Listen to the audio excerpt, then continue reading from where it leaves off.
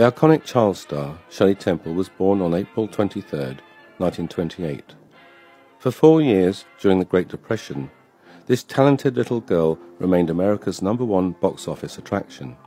Shirley began her long film career at age 3, when she starred in an all-child cast Baby Burlesque series, produced and directed by Jack Hayes and Charles Lamont.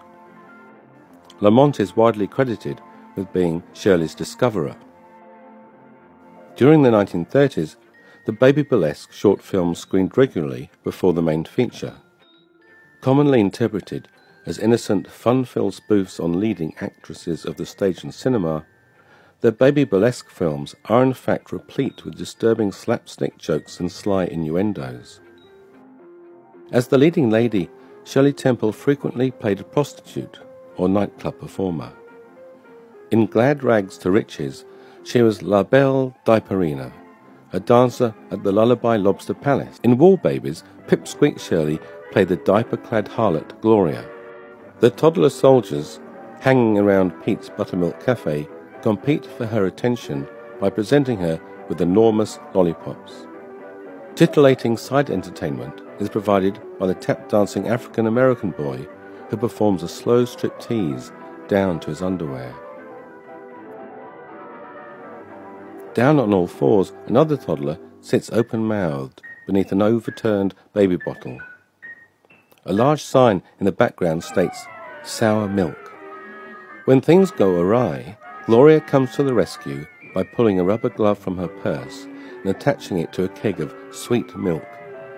As the youngster suckles away, a man can be heard moaning rather than mooing on the accompanying soundtrack. Shirley's prostitute status is ultimately confirmed when a patron triumphantly picks his teeth with a bobby pin that held up her diapers. Shirley again played a call girl in Politics in Washington. Hired by the nipple and anti-castor oil lobby, she sets out to corrupt a new bumpkin senator. Polly confirms her sex-for-hire status by stating, I'm expensive. in the last Baby Burlesque film, Kid in Africa, Shirley played the cannibal civilizing Christian missionary Madame Cradlebait. Attired in hot pants and a white safari hat, the pistol-wielding madam journeys through the jungle accompanied by an obedient troop of African coolies. During a raid, she is captured and stuck in a cliché cooking pot. After Madame Cradlebait is rescued by a miniature Tarzan, the action abruptly shifts to an eerie post-honeymoon scene outside the Squaldorf Hotel. An African child carrying a Weary Nipple Cafe Specials billboard tanks up at the Last Chance filling station by sucking on the end of a gas pump. The mouthfuls he swallows are conveniently monitored on the gulp meter standing nearby. In case you missed it, here's a longer close-up of the pump's nozzle. In Bright Eyes, Shirley dances coquettishly down the aisle under the too appreciative gaze of her aviator pals. Brandishing huge lollipops, the all-male crew proceed to maul Shirley. They pick her up, shove a box of Cracker Jacks under one arm, and press her face into an oversized cake that leaves traces of white icing around her mouth. In a mocking reenactment, Humbert complains of catching Little Limp Low dripping a look in the direction of a friendly mechanic and bursting into a perfect love song of wisecracks as soon as he turns his back to buy a lollipop. Shirley often comforts her male co-stars in a too adult fashion. Sometimes she fiddles flirtatiously with their ties. Shades of incest creep into Poor Little Rich Girl, as Shirley lies cradled in her father's arms, stroking his face and singing. Incest seems a safer option than being stalked by a creepy child predator who tries to lure her with peppermint candy. In Rebecca's Sunnybrook Farm, Shirley loses her voice and is examined by a doctor behind a locked door without an accompanying adult. Depraved choreography is seen in Captain January, where Shirley has a close encounter with her dancing co-star, Buddy Ebsen. The gratuitous slapstick gags continued. Some of Shirley's studio portraits also present her in a distinctly inappropriate manner. Further signs of a covert pedophilic agenda are discernible in Curly Top, where millionaire benefactor Edward Morgan is utterly bewitched by his orphan ward. Crooning, "It's all so new to me," he eagerly anticipates the new thrills on offer in my wonderland. Morgan dreams of an utterly naked cherubic Shirley gilded in gold paint. Although this scene was either cut or censored, in her autobiography, Shirley recalled fearing death by toxic asphyxiation as she plunged a mythical dart into Morgan's heart. Morgan's hallucinations continue as all the paintings in his study are suddenly haunted by Shirley's image.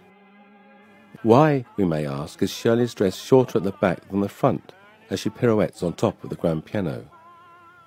And what exactly was the purpose of the scene where Shirley creeps into Morgan's bedroom, then jiggles up and down on his stomach?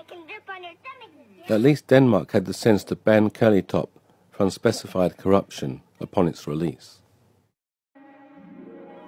Curly top makes use of the telltale spider code. This theme emerges after Morgan buys a hula dress and ukulele for his tiny ward, and we see Shirley dancing in a grass skirt. A short while later, Shirley is lying on the beach reading a comic strip. The camera zooms in on a cartoon where a man yells, "There's a big spider in your skirt," to a woman in a hula dress. A voyeuristic close-up of Shirley's buttocks ensues as she rocks back and forth on a seahorse in a swimsuit that is conveniently too small for her. Shirley Temple's legacy lingers on in her movies, books, dolls, figurines, and other collectibles. Questions about the motivations of her Hollywood directors are rarely raised.